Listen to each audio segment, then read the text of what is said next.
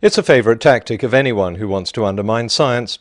Compile a list of quotes, usually from scientists, and usually taken out of context. Monckton does this, of course, but he also goes a step further. If he doesn't think the quote is convincing enough, he'll simply change it. One of the ClimateGate conspirators here, talking privately, says there has been no global warming for a decade. We cannot explain why. It is a travesty that we can't. The first thing to be suspicious of, if someone throws a quote at you, is the lack of a source. And very few Monckton quotes are properly sourced, which of course makes it harder to see whether they're real or imaginary. ClimateGate, for example, isn't a source. A date and an email reference would be a source. But this one is fairly easy to track down, because the East Anglia University emails are all listed on the net, and there's a search engine to locate particular emails.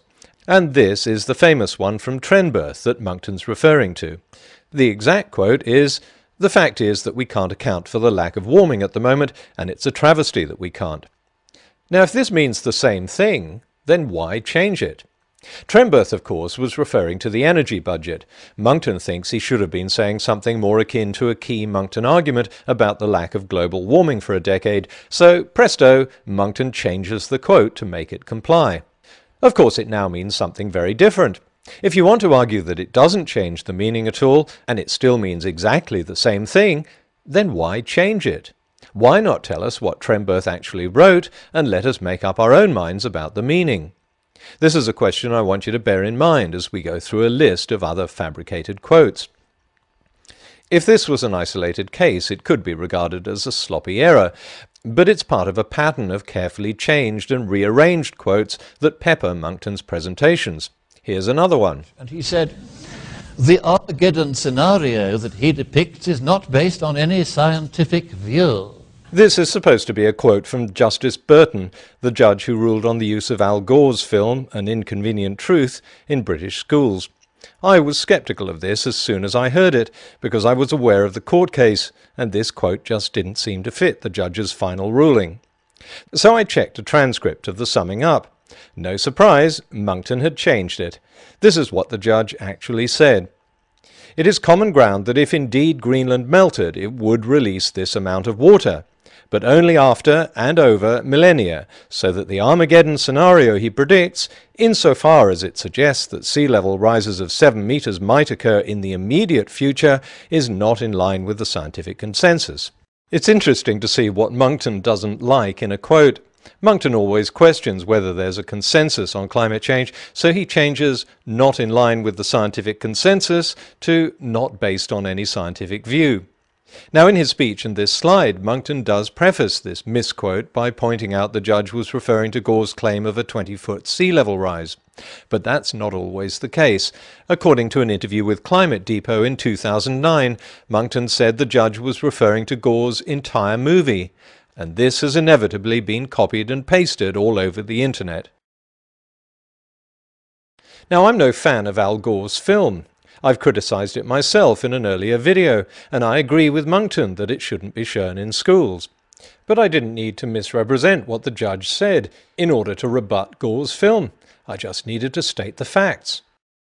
An appalling admission which was compounded by an admission on the part of the lead author of the subchapter in question that he knew that figure was wrong but had left it in anyway because he knew that the Intergovernmental Panel on Climate Change wanted to influence governments and politicians.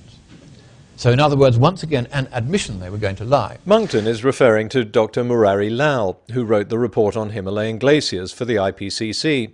The now famous catalogue of errors began when New Scientist interviewed Syed Hasnain, lead author of a 4-year study by the International Commission on Snow and Ice. According to New Scientist, Hasnain's 4-year study indicates that all the glaciers in the central and eastern Himalayas could disappear by 2035 at their present rate of decline. New Scientist is now calling it a speculative comment, but it wasn't reported as a speculative comment, it was reported as the conclusion of a 4-year study. The Worldwide Fund for Nature picked it up, and Lal, incredible as it may sound, got his information from the WWF. In the Mail on Sunday story, David Rose quoted Lal as saying, "We knew the WWF report with the 2035 date was grey literature, which means material not published in a peer-reviewed journal. But it was never picked up by any of the authors in our working group, nor by any of the more than 500 external reviewers, by the governments to which it was sent, or by the final IPCC review editors. Monckton turned Lal's statement that he knew the 2035 figure wasn't peer-reviewed into an admission by Lal that he knew the figure was wrong. But not even the Mail suggested any such thing. Rose had to set the record straight later by saying he didn't accuse Lal of knowingly publishing false information. This is Monckton's pure invention. Now, the first chairman of this Intergovernmental Panel on Climate Change was Sir John Horton. And he said, unless we announce disasters, no one will listen. There, from the chairman of the organisation which is supposed to be giving us unprejudiced science on climate change, is a statement that unless we announce disasters, no one will listen. A statement that we are going to reserve the right to ourselves to exaggerate the science so that we can make people listen to us. Sir John Houghton, whom you see there, the first chairman of the science panel of the IPCC, said, unless we announce disasters, no one will listen. Monckton's most famous quote has an even more interesting history. He cites a book that Houghton wrote on the subject without saying what it was. But the thing about citing a source is that you actually have to have read the source yourself. For example, I don't have a copy of Houghton's book, so I can't claim the quote isn't in there. But I can cite a story in Britain's independent newspaper saying that the Houghton quote was made up. It traced the quote back to a November 2006 column by Piers Ackerman, writing in Australia's Daily Telegraph, and here it is.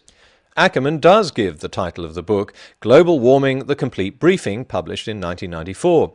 But it's obvious he never read it, and it's obvious Monckton never read it either, because the Independent checked the book and couldn't find the quote anywhere. On February 18th, Ackerman decided that he hadn't got the quote from Houghton's book at all. He'd got it from a Sunday Telegraph article dated September the 10th, 1995. And here it is. And what was the quote? Unless we announce disasters, no one will listen? No. What Houghton actually said was, if we want a good environmental policy in the future, we'll have to have a disaster.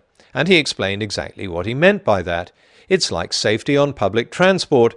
The only way humans will act is if there's been an accident.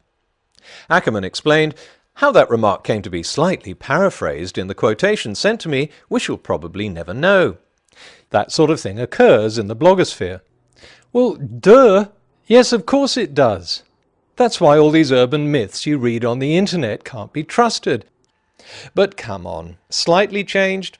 According to Monckton, the fake Houghton quote means we're going to just make it up so as to scare you until you listen. So if this means the same thing as this, and this means the same thing as this, then quotes aren't really quotes at all. They're just interpretations of what you think someone should have said, and can be changed over and over again. After the Independent story was published, those who had been using the fabricated quote began backtracking, but of course not apologising or accepting responsibility for their sloppy research. My favourite excuse came from Christopher Booker, another UK Telegraph contributor, who said that he was misled by the internet into assuming the quote was genuine.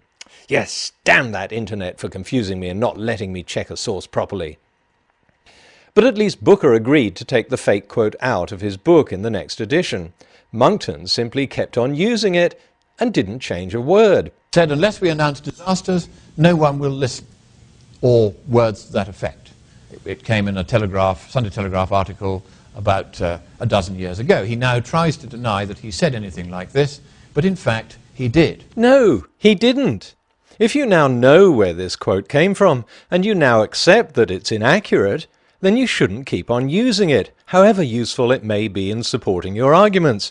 You should check the Telegraph story for yourself and tell people what Houghton actually said.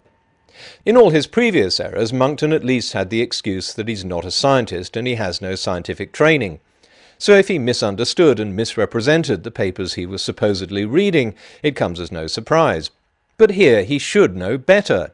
Monckton has a diploma in journalism, so he would have learnt that one of the first rules of good journalism is you can't make up quotes, or interpret what someone says, or paraphrase what they say and put quotation marks around it and tell people they said it. Surely that must be obvious even to people with no training in journalism. Apparently not. The most worrying thing about these fabricated quotes is what I discovered in the comments that followed Ackerman's article. Some posters didn't seem to mind at all that they were being fed a fabrication. Pearce's quote is correct. Different words, but the same meaning. Then why change the original? Seems to be an accurate paraphrase to me. But an accurate paraphrase is not the same as a quote, and an inaccurate paraphrase purporting to be a quote is a fabrication. If the words are different but have the same meaning, then why not stick with the words that were actually spoken? The only reason to change the quote, even with a verb tense or a preposition change, is that it does change the meaning. That's why people do it. It's not only downright dishonest and a clear case of fabrication, it's also patronizing. Audiences shouldn't need to have quotes filtered through to them by a process of interpretation and rewording by someone else. You can give your own opinion on a quote, that's fine, or tell people what you think it means, but you can't change it or make it up. We're all capable of hearing a quote uncensored and making up our own minds about what we think it means. This is something Monckton preaches at nearly every presentation. I'm going to take the approach of Fox News. We report, you decide. I will give you a covenant that everything I say to you is independently verifiable. There has been no global warming for a decade. I'm just going to give it to you straight, for the truth alone is worthy of our entire devotion. And he said, the Armageddon scenario that he depicts is not based on any scientific view. What I am striving for here is to reach the truth. The objective of science, of economics, and of politics is nothing less than the truth. An admission on the part of the lead author of the subchapter in question that he knew that figure was wrong. And before we subjugate the truth to mere expediency, convenience, or profit, it is first desirable to discern the truth. Unless we announce disasters, no one will listen. If you get the science wrong and the policy wrong because you didn't start with the truth, then people end up dead. You can check, should you wish to do so, that I am not misleading you or pushing you in any political or scientific or economic or moral direction.